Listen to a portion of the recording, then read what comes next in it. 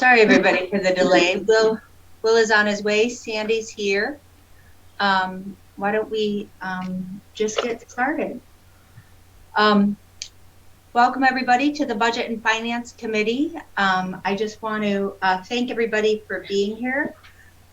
We are meeting remotely, and so when we get to public comment, if you're interested in speaking, please raise your Zoom hand.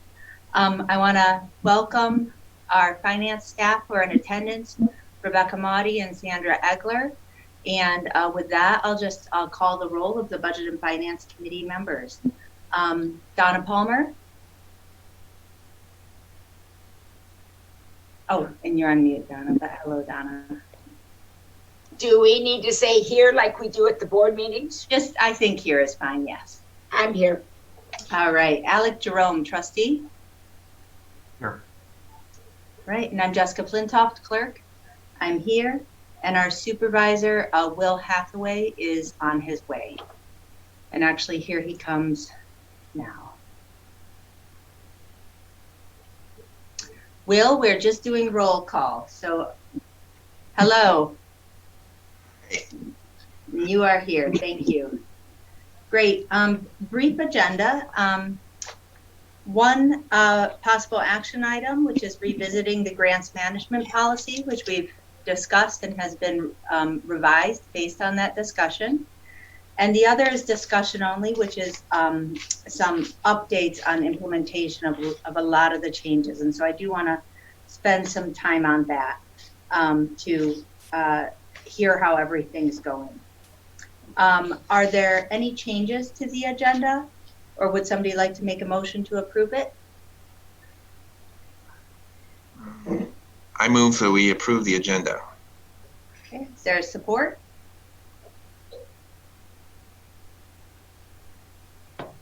Is there support to approve the agenda?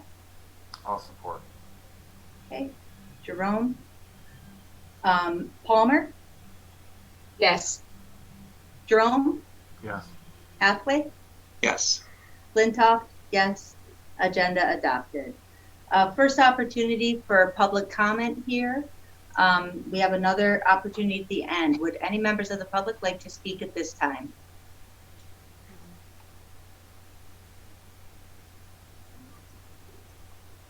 Seeing no interested public, we will move on to unfinished business.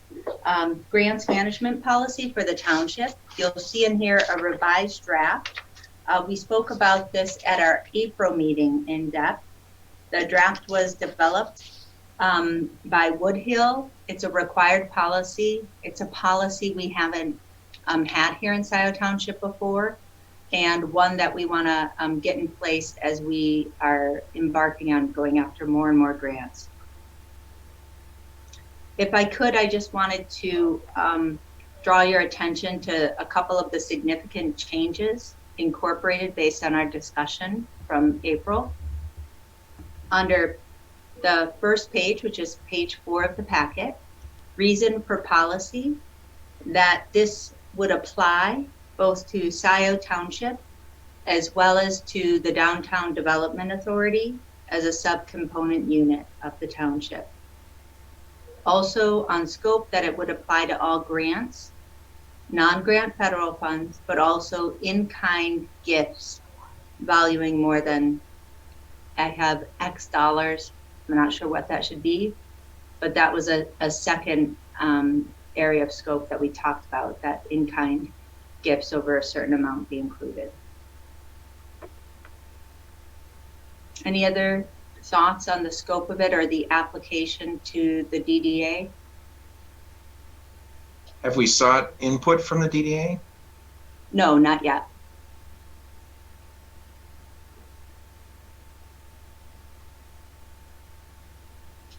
Sorry, I'm trying to pull up the document.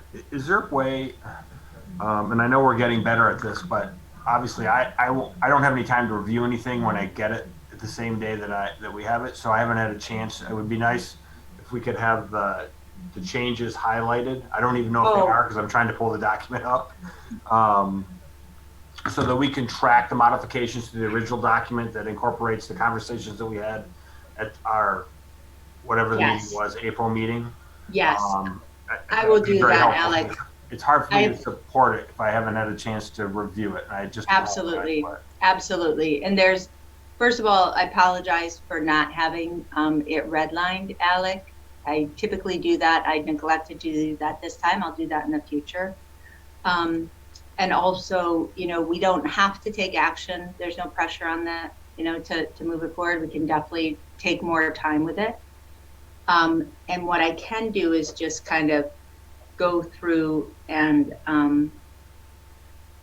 just point out where the key changes are from last time. Well, that would be good. So the first one, and the reason for policy, is application, and we'd want input from the DDA. But the reason why it would be on behalf of both is because we're legally responsible for the fiscal administration, is my understanding, and they're a subcomponent. Does that match your understanding, Sandy? Okay, you're on mute, Sandy. Yes, they are a component unit of the township, but so is the EDC. So if we Oh, that's a good include point. one, I think we should include both. That's a good point. What page are you on, just so I can follow along? The first page, page 4 of the packet, reason for policy. Okay, all right, I was in the right place. Good. So we could say any component units, including the DDA, EDC, or any others.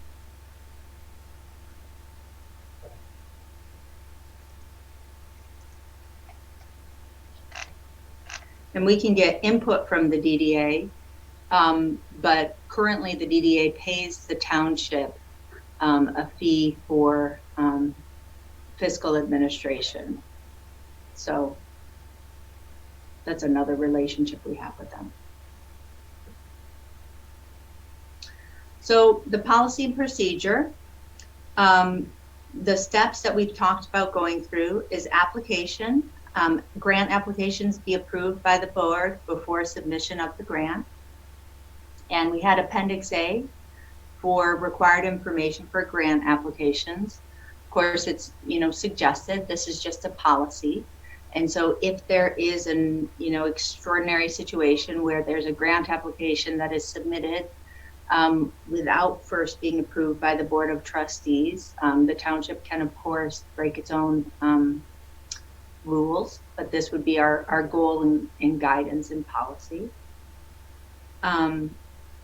The second step is board approval of the award. So then if awarded, the board would approve it via resolution, and it would authorize the acceptance and administration of the grant and confirm at that time if the grant award conditions had substantially changed from the application or any big changes from the application.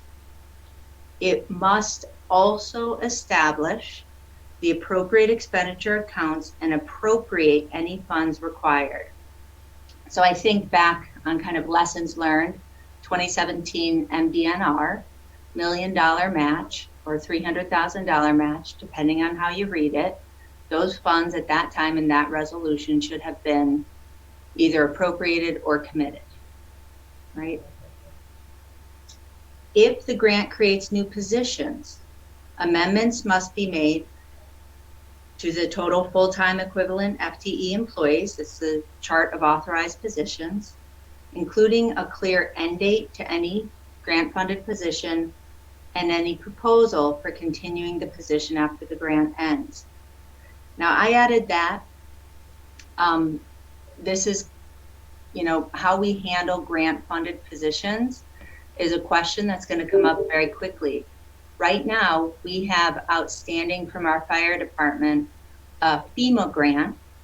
It looks promising that we will be awarded it. It would create 3 grant-funded positions for 3 years. So we would have, if awarded, be able to hire 3 grant-funded firefighters for 3 years. So it will be an important question for the board to be very clear, are we creating those positions just for the term of the grant? Or are we creating those positions and we expect them to end? Or are we going to say, we're going to try to find a way to continue that? And we don't have to say either, but I think it's important to say something about it when we're hiring people on grant funding. What's the expectation of the federal government with regard to after the 3 years are up? I don't know the details. I mean, they don't have any they can't require us. I'm sure they would hope. Right. So they're hoping that we would, by that point, find other revenue to pay for those positions. Yeah, I don't know how much FEMA hopes, but that would be I think that's the idea. Yeah. I mean, not always. I mean, there's a lot of grants that people apply for that just have a sunset on the, it's for a particular project. For a project. It's project based, so that you hire, they're brought in on a grant to complete X. Mhm. And once that is done and the duration of the grant is extended, then it's expected to end. Mhm. I think there's both. I mean, I know we have them here, for instance. Mhm.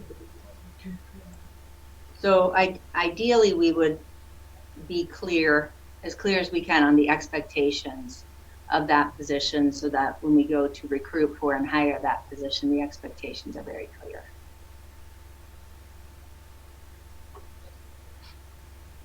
It's just like our interns. I hope when they're not expecting that we're creating permanent positions for them, even though they're not grant funded after the Right. summer has been complete. Right. Yeah. I added a column that says temporary. So,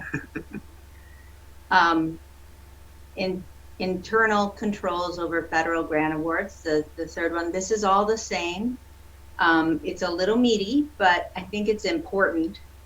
It's all stuff that we do, but it's just a good chance for the person, whoever's running point on the grant, township staff or consultant, referred to here in this document as grant administrator, meet with and coordinate with the finance director. And these project checklists are actually just quite helpful, just to make sure we're, going over the same protocol for each grant. I think it would be really important if and when we adopt this, that we go and do some catch up with the, FEMA grant, as well as the Barry Lonick. I know that's a little different, but the big grant funding there. Now, Donna, this policy template states that the treasurer or their designee is the only authorized requester of federal and state grant reimbursement. No other staff is authorized to draw down funds on behalf of the township. How does that sit with you? Well, under the duties of the treasurer, that's the person that handles the money. Yep. So I would say that basically that's covering, just putting it into the words of this grant policy, what we already do, or I would have to do. Great, yeah. You are your designee, perfect. And I believe, Karen, Yes, Jessica? yeah, excuse me. One other thing. Like our checking accounts, I would explore if we can have 2 signees on this kind of thing. I think that's critical to protect the parties, involved. Right.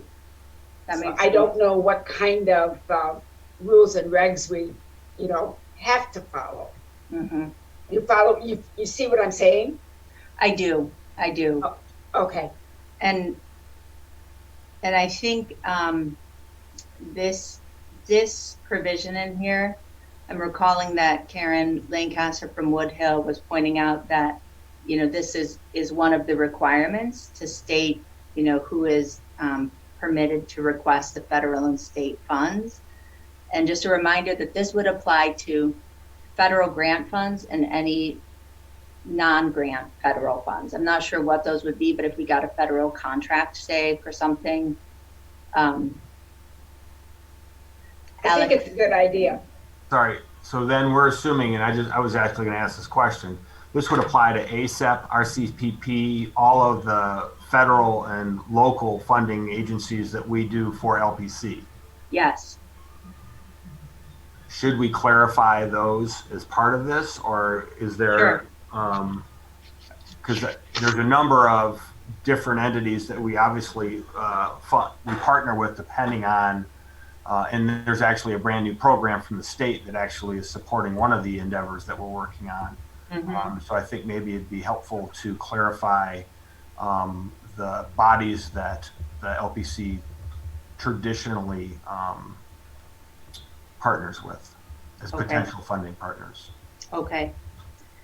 And I'm thinking maybe up top, I could reach out to Barry and get more descriptive examples of kind of the. Yeah, I mean, there's an acronym for every program. Yeah, yeah. But that includes sub-grants and, whatnot, so. When we get the policy finalized, then the procedure in-house, I believe we can establish, because Sandy, I want your thoughts on this. This kind of money should have its own fund record, and it may be required. I don't know what the details would be, but not just putting it into quote, let's say LPC fund. Somehow I think we have to have a good way of tracking, so anybody can look at the record and see what's there and what's been spent. But that's a procedural thing that I think we have to think about. Well, the BSNA software grant management will help with that, Donna. Okay. It'll track all of that. Okay, that's what's important, I think. Yeah. Great. And then authorization approvals for each transaction charged to the grant. I mean, it doesn't have to be each and every one, but the grant administrator would certify that the cost is allowable under the grant. So it'd really be a partnership between the point person, the consultant, whether it be Barry Lonick and Sandy or Rebecca or whoever it is, working together to make sure that the reimbursements are allowable. Number 4 is the grant award information required for the annual audit, which we're going through right now. And this is information, grant name, CFDA, program amount requested. Rebecca, you're currently keeping track of our grants applied for and received, is that correct? Correct. Okay. Started a file for all of them. Great. So when you look through this list, A through I, does that cover basically what you're tracking, either in your file or in BSNA? I haven't looked at the list yet, but if I don't have it as part of what I'm tracking in the Excel file and the physical files, I'll add a category. Awesome. Great. Thank you. And then closeout, of course, after the terms of the grant have been satisfied, shall be prepared, and a copy final report should be provided to the finance director after final reimbursement is requested. The appendices are really just meant to be helpful tools. We can adapt these, I would say, more along when we want to implement. And I've heard, suggestions to get input from DDA, probably also from Barry Lonick. Are there any others?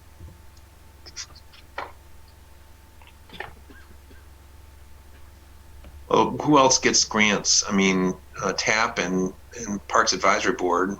Mm-hmm. Those are pretty straightforward.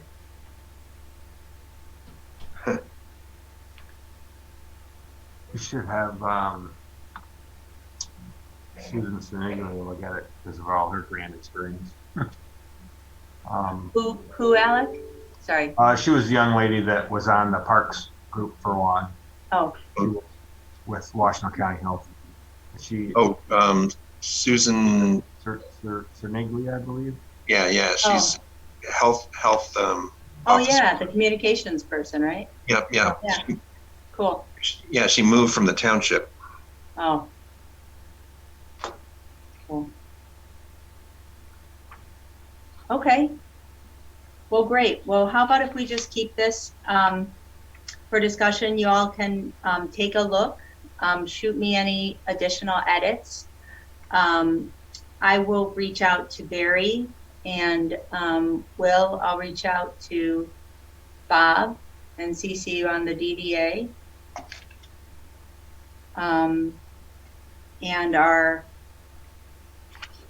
attorney reviewed the draft, but before it goes to the board, I'll make sure that, he's reviewed it too. So we're not going to put this on for next week to allow time for more feedback? Yeah, I think we should allow time for more feedback unless somebody thinks differently. We've been living without this policy for a while, so let's take the time to get it right. Well, it's not like we don't have some stuff on the agenda for Tuesday. Okay. I would agree with deferring so that people have the time to review the document. Good. And for our next item, I would ask Sandy or Rebecca, please pull up BSNA if you want to screen share it all as we go through this. I just wanted to give some updates on implementation because we've been doing so much process improvement, and a lot of this ties in. I have a bullet point list of things we're going to go through, and Rebecca, I'm going to start with you and ask that we first talk a little bit about grant accounting and reporting and project accounting and reporting. And Rebecca, would you please take the time to kind of either describe how we are now using these functions in BSNA or show us and walk us through? Project accounting, we are now using that for the different phases of the pathway. We have a different project for each park location, and we also have a project for Gilman. Those are the main ones right now. Grant accounting, I haven't added those into the system yet because I'm still trying to organize and gather all the data before I put them in there. And I'll go through that list that you just gave me too. So. Great.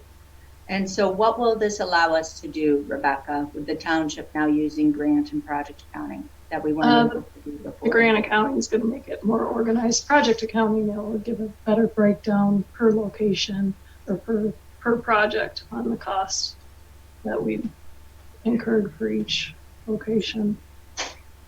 Okay. Instead of all of them being grouped into one fund. Great. Great. And Rebecca, while you're up, you've been spending, I think, the last 2 days on purchase orders. The board approved the expenditure to purchase the purchase order and fixed asset modules earlier this year. Could you talk everybody through what those are going to do and how our process will change? It'll basically allow us to go from a paper-based process to more system-based, where the approval is happening in the system instead of people signing off physically on a piece of paper. It'll push it through the approval process up the chain a lot quicker than waiting until it gets to somebody's inbox. It's just kind of a change that needed to happen with COVID and just kind of getting more updated. And Rebecca had BSNA in the office yesterday and today to train everybody who needed to be trained on the module. It's really easy. I mean, from a user point of view, I don't know what you thought, Will. Well, the training went smoothly. I'm aware of how it's only when you sort of actually start using something that you start to find the difficulties, but it did seem fairly straightforward. Mm-hmm. And for those of you who don't know, we currently have a almost entirely paper-based system. So even when invoices are emailed to us, they're printed out and then they, float around from box to box for signature. And so this will streamline it all and save everybody some time. Does this, so obviously we can then, you scan it in, track the signatures, we'll have a document record of it. And then we can actually catalog, if we budget code for a particular one, we can actually put it into whatever particular baskets. We'll be able to track it in perpetuity. Costs associated with a particular activity or department. Well, and also as a PO goes into the system, it'll now encumber the funds on that general ledger line. So we're not overspending, or it won't allow a PO to go in if you don't have the budget for it. So it's going to kind of be watching the budget a lot better than we used to. And Alec, to your question, if I understood it right, we were always tracking it, but it wasn't tied to the PO process where we had a paper PO, and so it wasn't saying, hey, is there this much? There wasn't that control of making sure that this much money was in the budget to request this much PO. That makes sense. I just want to make sure that, and I don't know how we've done it in the past. I'm just speaking from my experience in that, wanting to make sure, and I don't even know if we have a blanket purchase order form or if we have, we can write in explicit terms and conditions that are specific to each project. I don't know how we generate those purchase orders for, like, for instance, the firehouse, and how that contract was generated and a purchase order that was associated with it, so we could track all of the work that was done on it. Mm-hmm. But I like to be able to. I can go and see all the purchase orders I've generated, all the signing authority that's required to be able to sign off on a particular level or cost associated with the purchase order. So I'm assuming this BSNA will allow us to track all those metrics. Mm-hmm. And we do have a blanket purchase order that they can add into the system where every time I put an invoice in, I'll draw down on that purchase order. We hadn't had a blanket purchase order, Alec. And so we talked about this in the meeting yesterday, because all of this conforms with our purchasing policy, which is on our website and something we revamped. And I think that for many people, they weren't where they really need a blanket purchase order. Like, for one example is like the fire truck repair that was coming our way, or utilities, something that they use regularly. A blanket purchase order might be more appropriate. It's just we hadn't used one of those, and so we were having a situation where maybe somebody was getting an invoice in and then doing a purchase order at the same time, and it just wasn't serving the purpose. You're on mute, Alec, and I want to hear you. Damn it. First is damn it. I hate that damn mute thing. But how do we convey our terms and conditions to the vendors? Do we send that as a separate document, or is that actually on the purchase order? We don't. So we have no terms and conditions when we contract with that's explicit. Correct. We have no. Correct. Sorry to be so blunt. Just keeping it real here, Alec. No, we don't. We have a standard appendix that we had Jim Fink write up for us to add to contracts, but no standard terms and conditions on our POs. Okay. And in fact, we typically use others' contracts. So we don't even have a full contract template that we require others use. Actually, Jim, we just started using a template that Jim gave me for some of these arrangements that we're making with, like, nonprofits that are providing services of some kind or another. But that's a relatively recent development.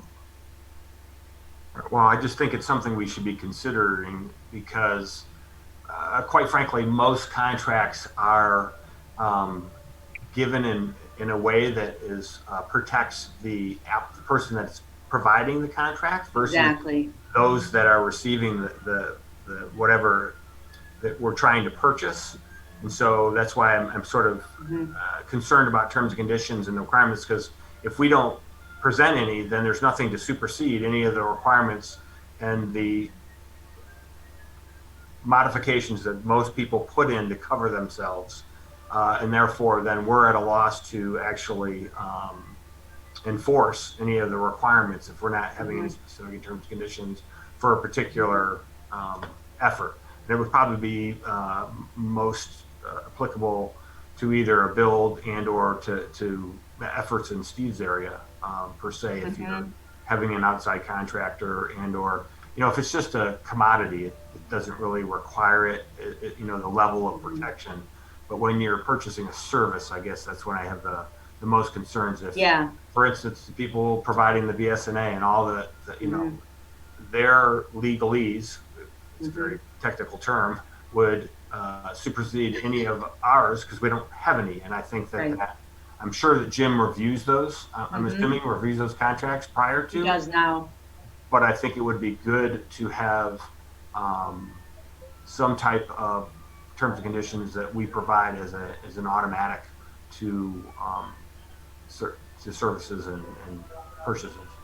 Yeah, I agree, Alec. And I think that, this would go maybe to the revamp of our procurement kind of procedures. And so I think we need to decide when we have the appetite and capacity to take that on. It's mostly in the supervisor's court as the chief procurement officer. But definitely work to do there. I think we have made some progress, even getting in line with our procurement policy, but we just have so much going on. There's still some areas where we don't have, current contracts in place, and we've just been going from month to month. So especially OHM, Carlisle, Wortman, those big ones. As well as, Rebecca, isn't it like water testing and some of the other functions, Sandy or Rebecca, in utilities? What are the other big contracts? Yeah, the city of Ann Arbor with water testing, and also Emergent Health Partners for the fire department, that we can't get a contract with them right now. We've tried. So. Is that Huron Valley Ambulance? Correct. Yeah. Oh, and even Steve was talking about a couple meetings ago, backflow prevention and having all our backflow preventers inspected, which is a requirement. And a contract, he wanted to go to an outside party to be able to administer all that. So a third party contractor for that, which is quite honestly the most cost effective, rather than trying to do it in many other ways. But we should have something in the language that protects the township. So it's fine. I understand there's a lot to bite off at one time. So. No, but it's important. We should put that on a future agenda for us. I have a question regarding the purchase order. How are they approved by working with them now in the system?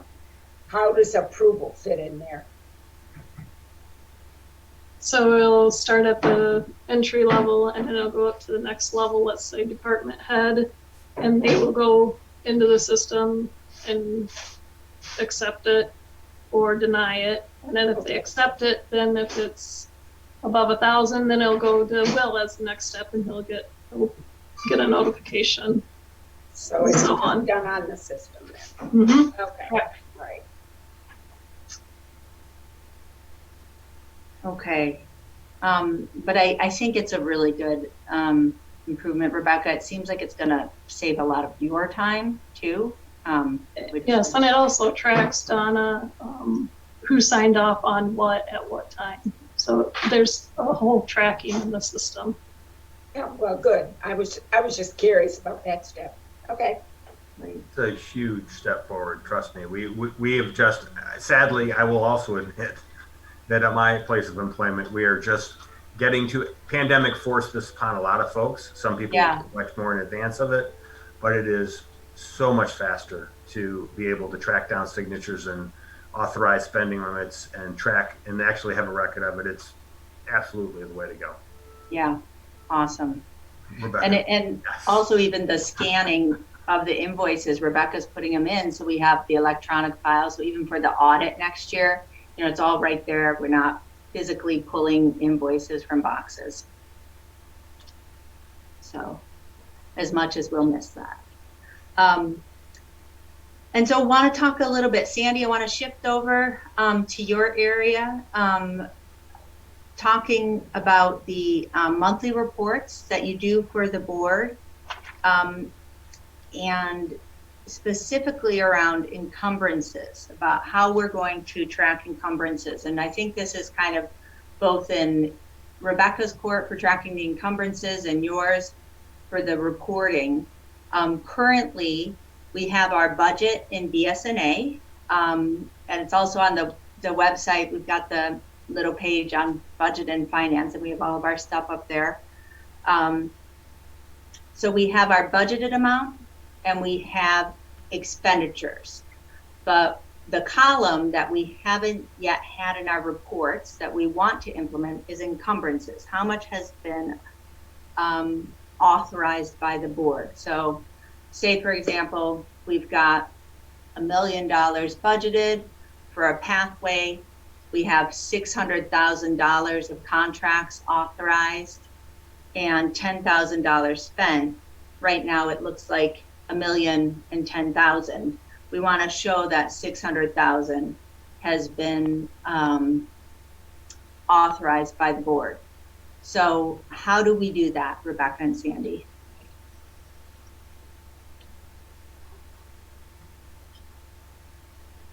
It would have been nice to have a little notice. I could Oh, look it no, up. this is what we've just been talking. I don't mean specifically, I mean, this is what we've been talking about doing for this fiscal year. And I know the POs allow the encumbrance for that side of it, but how do we do the larger contracts? I don't know. I'm gonna have to figure it out. And I have not had the time to look into that.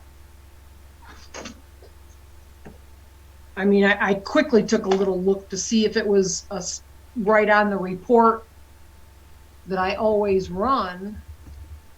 And I don't see it obvious. Doesn't mean it's not here. It's just not obvious. And Rebecca, is that something that you learned about through Karen and BSNA?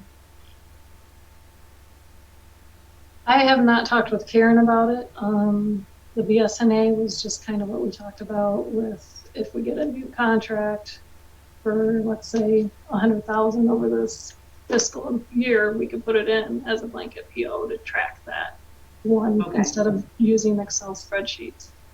Okay. But as far as conversations with Karen, I have not had those yet. Okay. And to back up a little bit, our past practice, which we want to depart from, effective April 1 for this year, is that the board would authorize money throughout the year. So we'd have money budgeted. The board would authorize it, say, a $300,000 contract to OHM or to a construction, $300,000, and nowhere in our BSNA would we have noted that that amount had been appropriated, had been encumbered. And so, especially with the pathways and the parks and a lot of the attention we're trying to spend to making sure we are tracking all of the numbers as closely and in as timely of a way as possible, we need to start having the decisions of the board folded into our financial records, on a monthly basis, probably. So we need to figure out a practical way of doing that. I would hope that, after every meeting, there can be the, recording in BSNA of the authorization. And then that, Sandy, those would then translate into your monthly reports to the board. I'll look into it Awesome. as soon as I get done with audit. Will and Alec, Donna, do you all have thoughts about this? Not at this point, no. Okay. Am I making sense when I'm trying to describe what's been missing from our reports that I'd like to see? Well, I understand what you mean. Technically, when we approve the budget, we approve a pot of money. And you're asking for a tracking all the way through the fiscal year. I believe that's simplified, but I believe that's what this is, what you're asking. Sure. And showing, how much has been, how much has been committed, so that we don't say overcommit.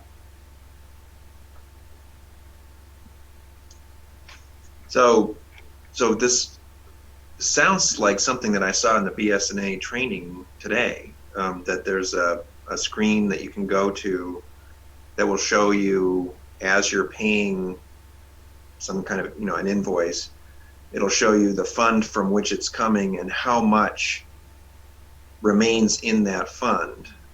Mm-hmm. Is that sort of the function that you're talking about? Yeah, it is. Yeah, that's part of it. And this is the first year that our budget is, I don't know the first year, but we have our budget queued up in BSNA instead of outside of BSNA. So we have our budget. Always been in BSNA. It's always been in BSNA. Okay. And so when we make a commitment, Will, either through a PO, or I'm thinking more like the big commitments we make at the board level, say to enter into a contract, that amount needs to be put into BSNA, maybe through the PO module. I'm not sure. That's what I'm asking for some direction from Rebecca or Sandy. Well, I just ran a couple of the reports in the general ledger, and it said there's no information out there for encumbrances. So it's got to be something that comes through AP in area first. And obviously there's nothing out there, so I can't even see what we would get. Sure. So we need to establish the process to put that data into BSNA so that we have it. And I'm just conscious of it while we're in this first quarter of the fiscal year, and with a board who is very interested in the regular financial reporting. So I just want to be clear. So I just want to ask a question. So let me give you a for instance. So we do a lot of not to exceed. So we have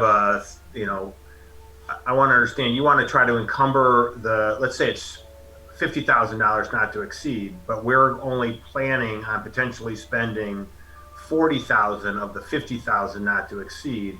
You want to encumber it, the 50,000 on the budget, that track the 40,000 that's literally invoiced and encumbered and paid out. Right.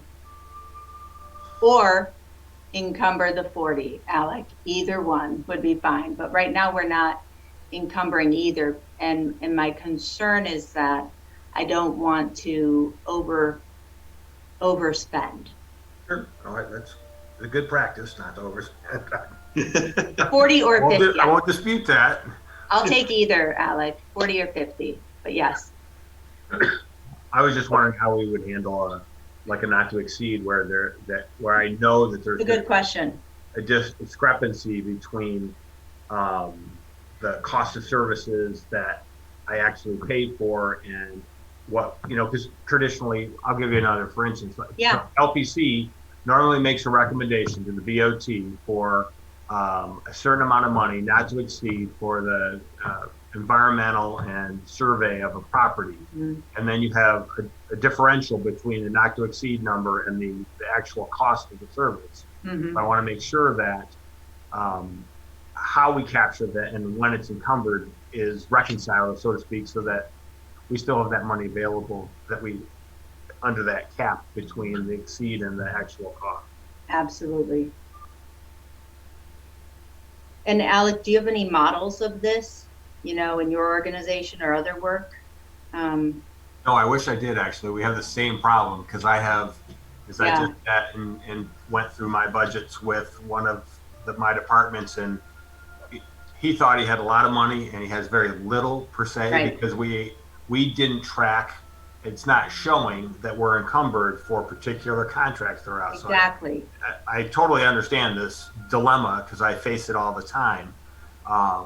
So it is a good exercise to make sure that you have the ability to reflect on the true financial resources that are available to a particular party, inclusive of things that haven't been paid out, you haven't been invoiced for yet, but yet are encumbered as a contract, a contractual obligation to the township in this instance. Mm-hmm. Great. And Rebecca, can you just share for everybody how you track our contracts now? Right now, all our contracts are separate Excel spreadsheets. Yeah. So it's also a lot of Entry for me. yeah, it's a lot of entry and it's not the oh. Does it look like these and lots of them? Yes. Oh, Except mine are printed out. You guys like them a lot more than I do, but nevertheless, Mm-hmm. you can't run an apartment without it. So So the thing that I saw today when I was in the training, the BSNA training, where there was a screen that you could open up that showed you what the sort of appropriated funds or authorized funds were. That only works if Rebecca does some data entry to sort of populate the whatever the file is that you're opening up, right? It's not automatic. It's not like our budget sort of like. I think what you were seeing so far was the budget numbers, because when you opened it up and you saw the GL, the budgeted number, how much had been used so far, and then encumbered, which would probably show 0 because we don't really have any POs in there right now. But that's probably what you were seeing. So it was open. The actual approved budget is what it was opening up. It was opening up the budget. Mm-hmm. Okay. But it doesn't have any of the amendments since April 1, which is okay. It's just a few small ones, but something we need to think about in terms of budget policy is how frequently, I think it's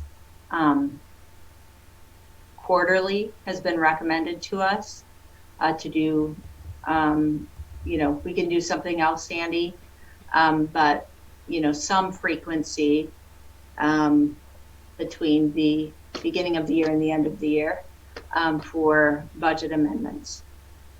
So what's your recommendation, Sandy, if not quarterly?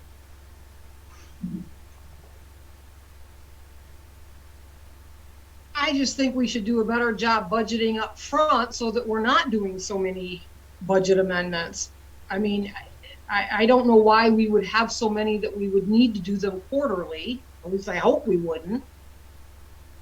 I'll do whatever you want me to do. My feeling on amendments is we start out, we're given an amount of money to use, department-wise, whatever the case. And that's what we live with. Amendments are for, in my opinion, an emergency comes up or an unusual situation, and then not planned for, not normal, then we have to find the money and make an amendment to cover that situation. That's what I've always thought an amendment should be.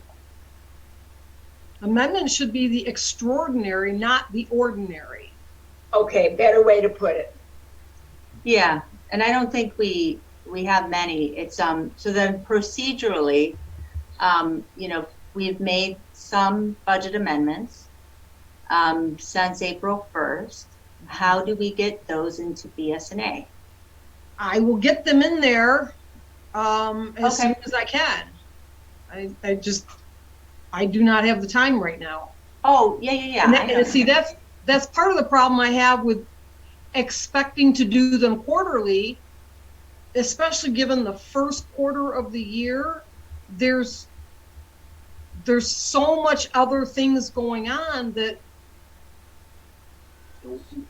I don't know how we could pull that off, is Mhm. my point.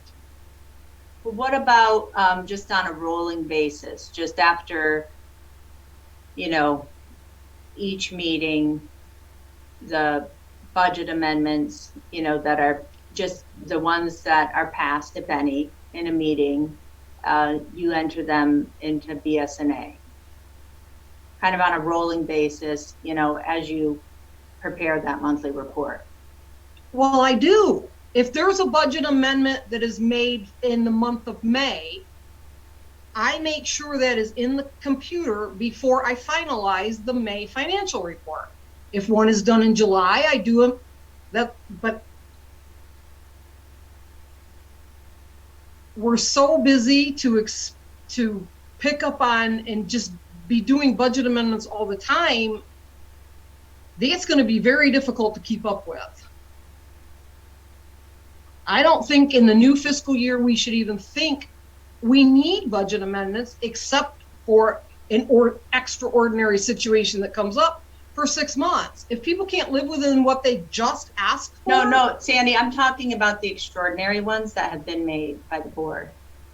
Okay, well, those I always put in the system when I do that month. Okay. And I agree with you, Sandy and Donna, but I would also say that I think that as we develop the budget process, because it's quite honestly, it's in its infancy this year, and a lot of the parties that were creating the budgets for the particular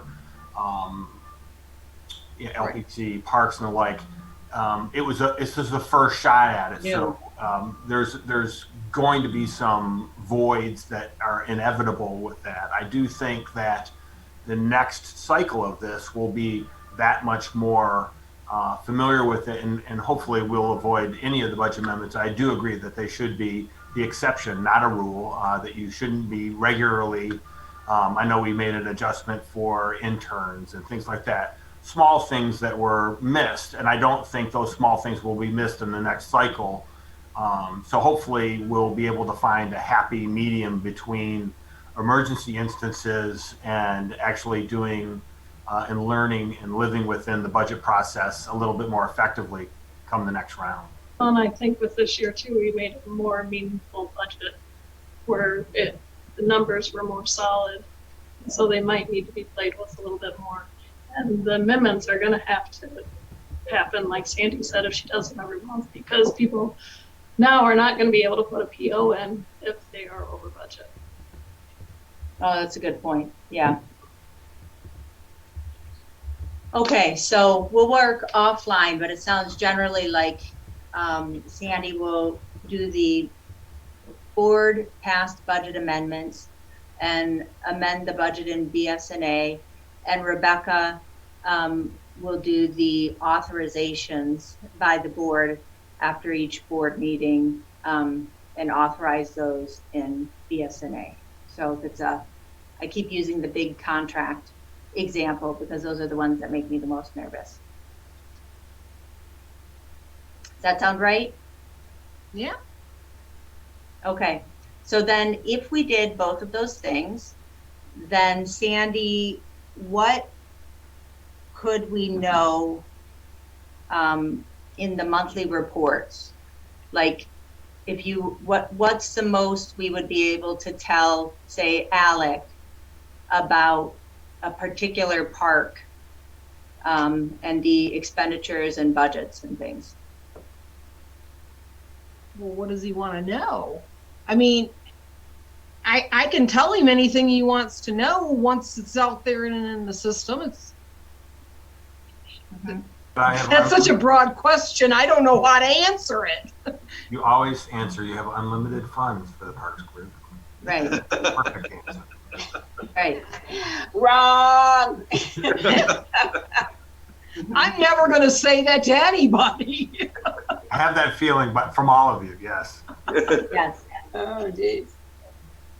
You know, we'll just have to work a lot of these questions. Like we just said, first year, learning curve, big time. You know, the process we had before was simple. But we'll have to see how the more detailed process works. And I'm sure we'll fine tune it at the end of the year, the beginning of the next. Yeah, I think we should try it for a moment, get a little bit of the learning curve out of the way, and then I would suggest presenting it to the rest of the BOT, because a lot of them also have financial backgrounds. So they might be able to offer additional refinements once we sort of settle into this, once everyone's done the BSNA training and we're getting this sort of in hand, we can circle back to it and have another opportunity to refine and review. But I think it's absolutely going in the right direction. Yeah. Yeah, and BSNA has a lot of capabilities that where we can customize a financial report if that's what you want. But I got to know what you want. Right. And I also want to keep it, I think, Sandy, when you get, done with audit and able to turn your attention back to the reports, maybe just play around, a little bit with it and see what folks want. I also want to keep it scoped so that you don't get, requests for 5 different versions. We got to keep it well, no, we can't reasonable. do that. Yeah. We have to settle on a report that everybody wants and can live with. But the reality is that still may be a few months out, because I'm not going to know what I can do until there's information out there to play with. And Rebecca's just getting started with putting all the POs and everything into the system. So, it may be August before we get to the July statement where we can actually see some of the effects of this. You're not going to see them in April because there's no data out there. You're not going to see them in May because there's no data out there. Or June because there's no data out there. Right. Yeah. There's and to be clear, when you say no data, you mean we have budgeted and we have expenditures. Right, but I'm talking about all Nothing in the between. encumbrances Yeah. and the contracts and all of that Yeah. information. Understood.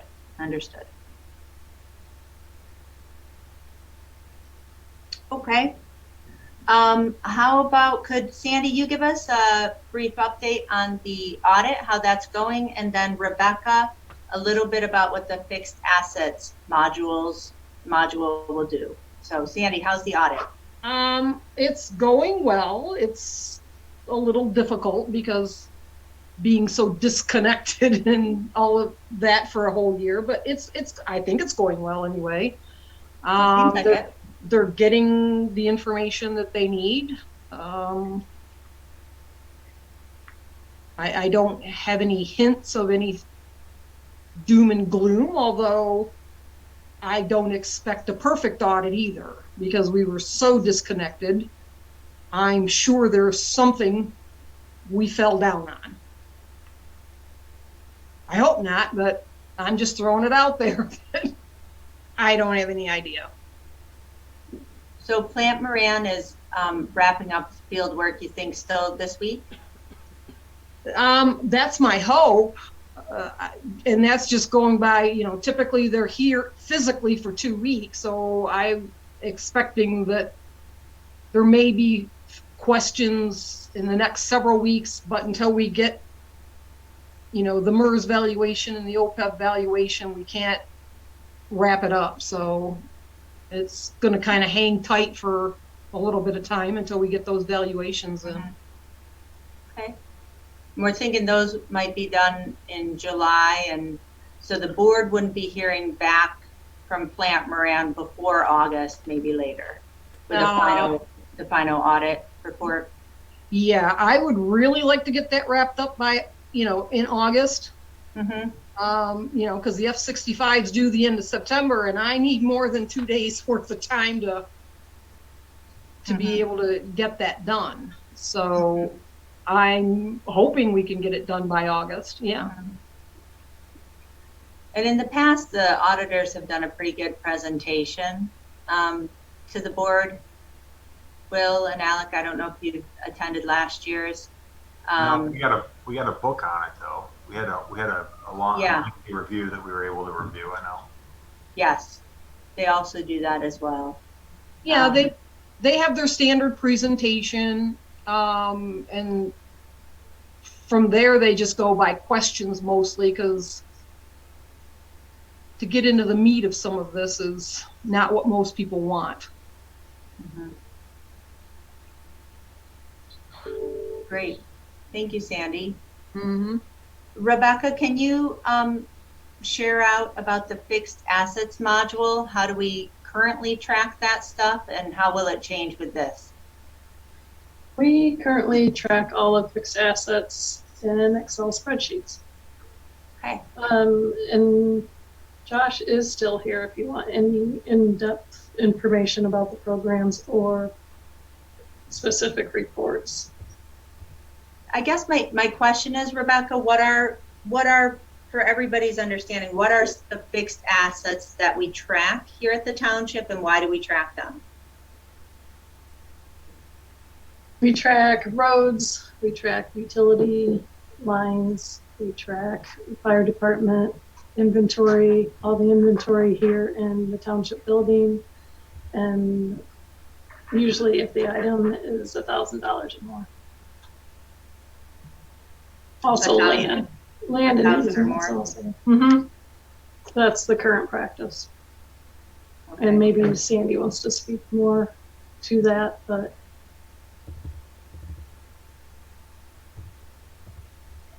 And what kind of savings, what does the fixed asset module do for you, Rebecca, on the day-to-day, and for you, Sandy, at audit time? when I am putting in an invoice, which I have not had the training on this yet, we haven't built the database, nothing, but when I put in an invoice, I'll be able to check a box and all that information will get imported into the fixed asset module, is my understanding, and track it and automatically figure the depreciation at the end of the fiscal year. Good. Good. Sandy, anything else on that? No, I mean, it should just automate I'm hoping it automates the process, so it makes it a little smoother. But we'll see. Okay. And with the roads that we track, can you just, You want to know why are we tracking roads? I do. Can Two somebody reasons. remind me? GASB made that decision a while back. So if you look at the DDA's balance sheet, you will see an exorbitant amount of money as an asset for roads, because they, paid 20-some million out here for the boulevard. Some of it's intangible, so it's not depreciated, but the roads parts are. So, and then the other thing we have to do is we have to record and depreciate the value of all those lovely special assessment districts that get set up. So if somebody repaves their road, they now have a new 20-year asset that we have to record and depreciate. It's not done in the government wide. It's only done in the GASB turnaround fund, where in 976. So the government wides are still recorded much like a checkbook. But GASB makes us now, for the government activities, set up assets and record them, the depreciation on them. So that's what we do. Okay. Yeah, when GASB 34 first came around and they were talking about having to declare roads as assets and drains and all that stuff that nobody ever counted as an asset because you can't sell it. There was a lot of finger pointing on who was going to have to take ownership of it, but somehow we got these section of the roads. Mhm. So if you pay for it, you got to depreciate it. Okay, thank you. Couple other things upcoming, the ARP funding. We're still waiting for the guidance from the Michigan State Treasury. The guidance from the US Treasury has been released for counties and cities. But for townships and other, I think we're called non-entitlement jurisdictions, it'll be a pass-through from the state. So we're still waiting for that. They're expecting that to come out in July. Rebecca is going to make sure our DUNS and SAMs is up to date. I think it turned out we have 2 SAMs or 2 DUNS, something like that. We're working it out. Thank you. All right, now Rebecca. what are you talking about? Talk Yeah. simple language. Yeah, it's the DUNS number, the Duns and Bradstreet number, is that right? Okay. Right, and then the SAMs is the registration with the federal government.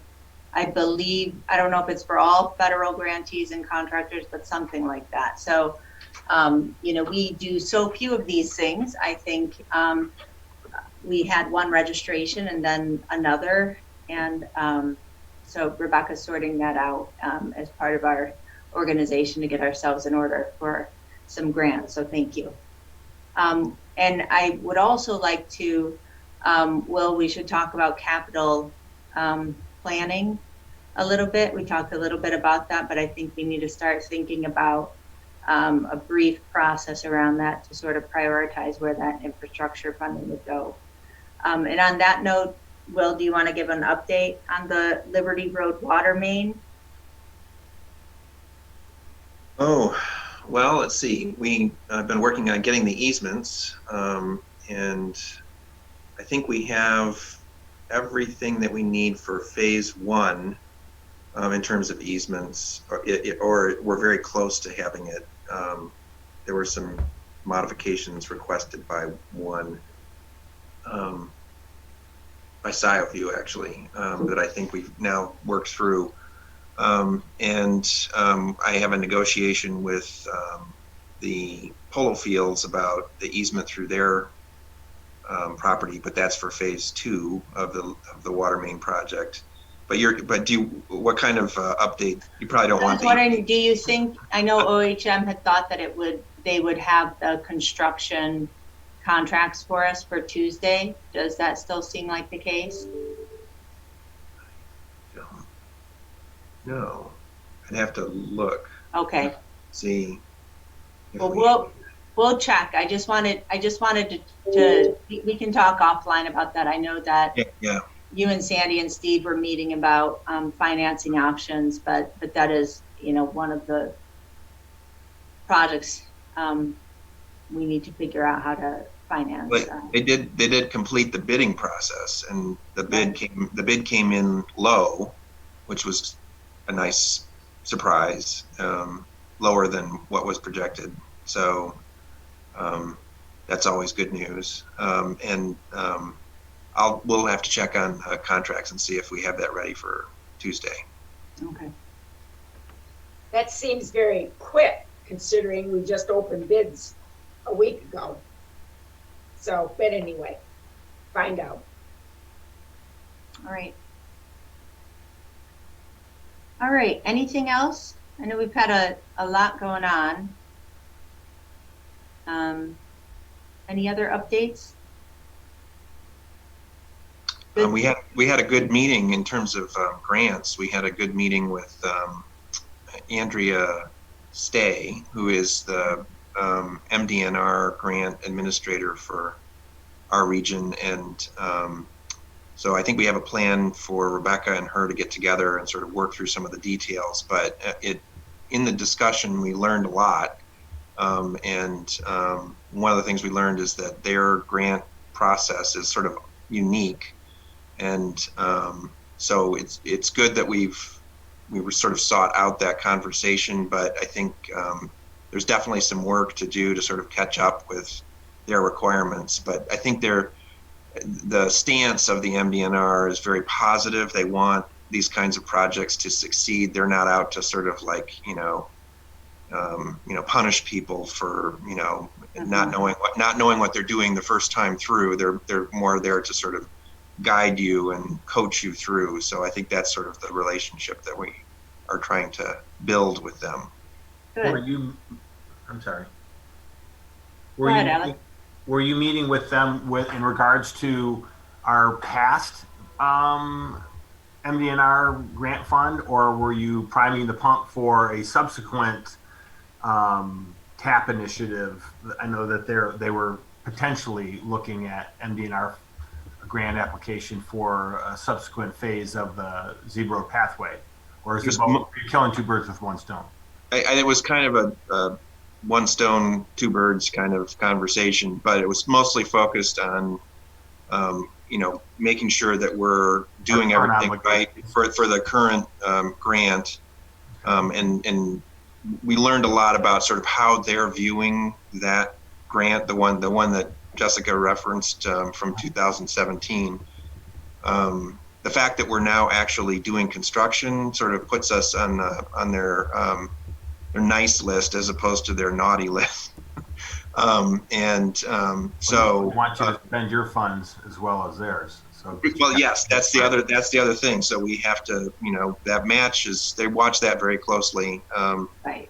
But we did, in the course of the meeting, we did sort of talk up what the future plans are and the intent for applying for additional grants in the future, and she had some helpful things to say about that as well. And Jane had asked me a question. I'll just pass on to you, Will. You don't have to answer it right now. I had a guess at the answer, but I was wondering what MDNR would say. When can we apply for reimbursement prior to the whole project being done? You do not have to answer on the spot if you don't want to, but I think she was thinking ahead to, how do we tie up the first MDNR grant We have to work enough to go for the second. Yeah, we have to work through some difficulties that I think we sort of created for ourselves in the way that we characterized things when we first applied. Yeah. And if I could go back in a time machine, I'd say, don't do that. But so partly it's the way we described the scope of the project, but also it's the way that we described the size of the match As $1 million. Yeah. So both of those things are things that have created kind of a need for working through some things with MDNR in order to position us to apply for additional grants. That's part of what we learned. But the other thing that we learned is that they're friendly. Okay. All right. Any other comments from the committee or Sandy and Rebecca before we go to public comment? I may have to depart. I'm sorry, I can't stay. I have another meeting and I can't just toggle to it via Zoom because it's in person. So Okay. I apologize for departing before the very end of the meeting. Okay. Thank you, Will. Are there any members of the public interested in speaking? First up, Rob Pattinson, followed by Pam Boyd. Rob? So first of all, thank you for letting us attend this meeting. And I have to tell you, I am a very right-brained, creative person that enjoys making things and designing things. And this very left-brained process that you've been going through today makes my head hurt. In those terms, too. it seems to me that you have the old system, and that's one workload, and you're evolving and transitioning to this new system, and that's another workload. And you've basically, in this transition period, you've doubled your workload. And my concern is, do you have enough staff? And is this something where hiring temporary contractor employees for data entry? Because it seems like there's going to be a lot of grind of data entry sort of things, and maybe an intern program for helping during this transition. It seems like to me, like this is going to take a year, maybe two. And what's your timeline on trying to go to this new system? That's it. Thanks. Thank you, Rob. Pam Boyd, oh, that was a thumbs up, not a hands up. Pam, it was probably just a positive thumbs up. Can you hear me? Yes, hi. Hi. Sorry, if I put a thumbs up, I meant to have a hands up. No, I wasn't sure. It's just acknowledging you. And I think Rob and I are twins separated at birth. I wrote down my notes for comments. Thank you, first off. My A in high school accounting didn't springboard me high enough for this meeting, I'm afraid. But however, I think I grew several brain cells working to understand. And yes, it's been painful. You will see me more often because I want to learn more. You in this department, you are talking about all aspects of the township. And I want to learn more. So thank you. Speaking of roads, I did talk with the Washtenaw County Road Commission today, and they are putting off, it looks like they're putting off the Zeeb Liberty Roundabout project. Saw that. You know that, okay. So that I thought that was interesting because I've been waiting for the signs to go up, and nope, not going to do it this year. Thank you. Yeah, I didn't mean to interrupt you. Excuse me. I just saw that notice too. They said putting it off a year because of construction costs. Yep. Everything's expensive. Mm-hmm. They think it's going to go down. Actually, what I told them was my sister told me, she's a financial geek, and she said that the futures, and she gave me the example of a 2x4 and corn, that the futures market for both of those products are lower than the current cost of those. So yes, she is expecting that those things will go down in cost, but it could take 6 months to a year. Okay. Well, I'm just glad that intersection won't be closed. And Alec, congratulations. You made Rob Pattinson laugh. All right. Well, thank you, everybody. Is there a motion to adjourn? So moved. Palmer, support? I'll Jerome. support. Okay, Jerome. I didn't All know in you were favor? supporting it, so I was going to let you support it. I wasn't sure what I was doing. Anyways, meeting adjourned. Thank you, everybody. Take care. Bye-bye. Good night.